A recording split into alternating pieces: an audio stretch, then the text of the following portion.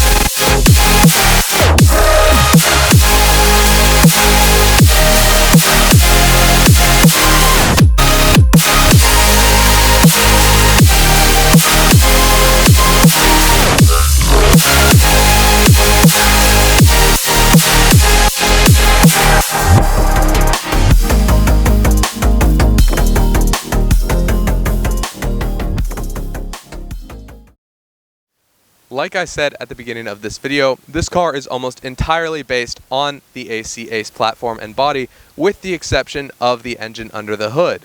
Now, I will talk about the engine under the hood of this car a bit later on in the video, so do stick around for that because there is quite a lot to tell. But before I do that, I want to talk about this absolutely stunning bodywork. I love classics for their exterior styling. Each and every single classic car was unique in its own very crucially different way, and they all had such amazing slopes, curves, lines, and angles on them that it was pretty instantly recognizable when you saw one. You could immediately point to one and say, oh, that's, in this case, a Shelby Cobra, without a moment's hesitation, which is not always something you can do today. The other cool thing about these cars is that while it is based on the AC Ace body, there are a couple of distinct changes that have been made. The first is that it is significantly wider. Now, these do require significantly larger tires to put the power that is being produced by the massive engine down to the pavement. I'm going to pause here just for a second to talk about those wheels, as a matter of fact, because this car has received 18-inch dub forged wheels, and they look absolutely stunning on this car. They are multi-piece, and they have some absolutely wide tires wrapped around them so that you do get maximum grip, which is definitely needed because this engine produces a lot of power, which I will, like I said, talk about later on. Additionally, Cobra's also received some exterior hardware that the Ace did not, and that is these bumpers both at the back and at the front. Now, I personally love the way they look. The chrome stands out perfectly against this very, very nice custom paint, And I think that it just gives the Cobra its unique look. You know something's off when a Cobra doesn't have its stereotypical hardware attached to the front and the back. What's cool about this car as well is that it has a functioning hood scoop, which, as you may or may not know, most cars today don't, which is a little disappointing, but I do understand why. This one, though, does, and when we take a peek under the hood, you'll see exactly why. But altogether, because of all these things that have been done to make this car look the way it does, and because this car looks the way it does, this is without a doubt one of my favorite cars to look at. Now, I will say, before I progress with this video, I do have a bit of a special spot in my heart for the Shelby Cobra. Both my grandfather and a close family friend of mine also own Shelby Cobra kit cars, so I have had the opportunity to drive several of these before and experience them to their fullest, and I, without a doubt, love these more than just about every single classic ever made. However, I am going to try to remain as objective as possible, although I'm not sure how well I'm going to do. So, if I do continue to gush about this car for much longer than necessary, know that I'm doing it because, quite frankly, I truly do love these cars, and they are truly amazing pieces of machinery. With that in mind, then, let's talk about what's going on under the hood, because there's a lot that we need to talk about. One of the things I said at the beginning of the video was that this car came with a lot of different engine options in the 1960s. You could have the 260 cubic inch V8, you could have the 289 V8, or if you were feeling risky, dangerous, bold, or otherwise a little crazy, you could have the 427. And this car has none of that. It has a 351 Cleveland V8, technically. Now, I'm going to explain that in just a little bit. You see, the 351 Cleveland is a very, very reliable, very, very strong engine. And if you'll notice, the badges on the side of this car, it's been modified to a 427, which means that it drives ridiculously well. It produces way more power than it needs, and it's absolutely magnificent to play with. Now, that's not the only upgrade that this car has received. In addition, it's also received a Holley carburetor, a Cobra air cleaner, long tube headers, and most importantly, the magnificent side exit exhaust. Now, because this is a kit car, that's technically an option, but it's also not really. These exhausts produce one of the best noises you're ever going to hear out of any V8. That's not a claim, that's not an opinion, that's a fact. And if you doubt that, then you should stick around to the end of this video, because I guarantee you it will blow your mind and possibly your eardrum. So headphone users, you've been warned now. There is one caveat to these amazing exhausts though, and that is, while they do produce one of the best noises known to man, they also have a little bit of an inconvenient location. What I mean by that is that, well, they're kind of right beneath the door, and as you may or may not know, metal does not do well when it comes to resisting heat. So because V8 exhaust gases aren't exactly the coldest thing in the world, these exhaust pipes tend to heat up very, very quickly. As a result, when you're getting in or out of this car after the engine has been running for even a short amount of time, you do run the risk of burning yourself if you do touch these awesome exhausts. So while they do look amazing and sound amazing, if the car's been running for any period of time recently, you should probably do your best to avoid even brushing against these exhaust pipes, because they will severely burn you. I've had several people who this has happened to. Thankfully, I have yet to be one of them. However, knock on wood, because I really don't want it to happen to me. There are a couple of other cool modifications that have been done, because this is, at its heart of hearts, a custom car. That includes an upgraded radiator, some Excel super stock coil, wires, and a Mallory distributor, among plenty of other things. But I'm not here to just talk about what's been done to the engine. I'm here to talk about how it feels to drive this car, and quite frankly, it's unparalleled. I drove it here, and that's maybe a mile and a half. I've never had more fun driving a car, and as you know, I've recently driven a lot of very fun cars for Review Mondays. This car, however, takes the cake, and I'll tell you why.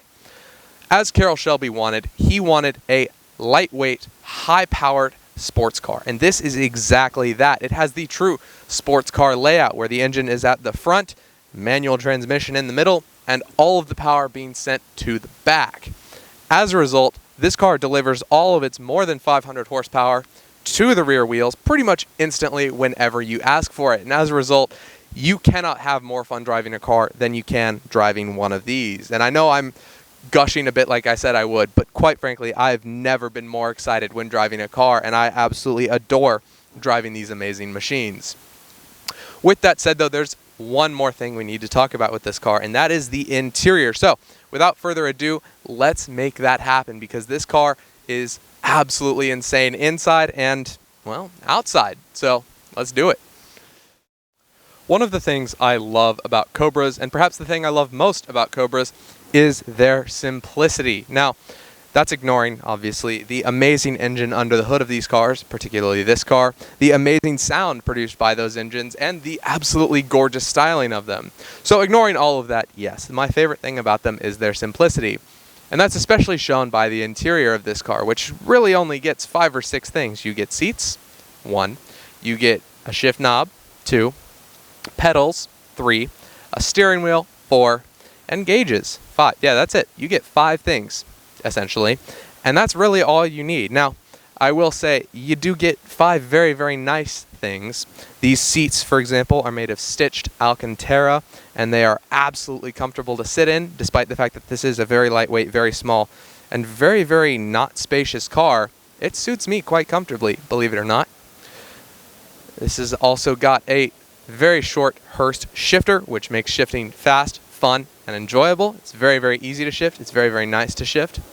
And it's got this awesome leather steering wheel, which fits perfectly in your hands and leaves plenty of room for your legs, again, despite the absolute size of this car. Additionally, these gauges are super nice. They're very, very well placed, and they tell you everything you need to know about this car, and really nothing more. There's no check engine lights. There's no anything. You simply either your car works or it doesn't, and that is the beauty of it. This is absolutely amazing to be in.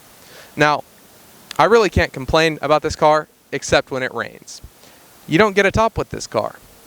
And that's up to you. You can run that risk if you want, but this is meant to be a garage queen that you take out on sunny days, such as this one, where there's not a cloud in the sky, and it is the perfect day to take this car out. It is a very, very nice 70, 80 degrees. It's very, very comfortable outside, and when you're in a convertible, V8 powered convertible, doing all sorts of fun things, there's nothing more enjoyable than the driving experience that this provides, especially in the interior. With that in mind, then, let's take a second to wrap up the video, because quite frankly, I'm ready to get back to driving this thing, so let's make that happen. As I just said when I was talking about the interior, these cars are essentially meant to be garage queens, and that is totally okay. And that's exactly what this car has been. Since it was built, it's only had 5,500 miles put on the odometer, and they've probably been some pretty amazing miles, because this car is just amazing to drive. There's absolutely no denying that. So you have to ask yourself then, what's the price? Well, it is worth noting that a standard Shelby Cobra that is actually a real Shelby Cobra and not a kit car can go upwards of $1 million just to own. Doesn't include maintenance, upkeep, or anything else.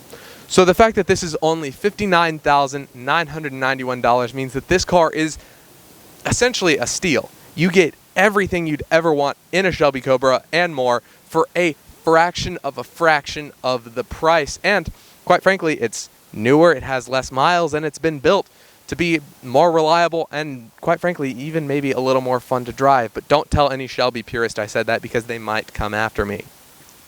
As a result, then, this car is, without a doubt, just the car you need to buy today. So with that in mind, then, I highly, highly urge you to come down to RPM Garage today to check it out, maybe even test drive it, and hopefully buy it, because if you don't, I'm going to save up a ton of money and eventually make it work. And if I don't get this one, I will get a different one. So the race is on.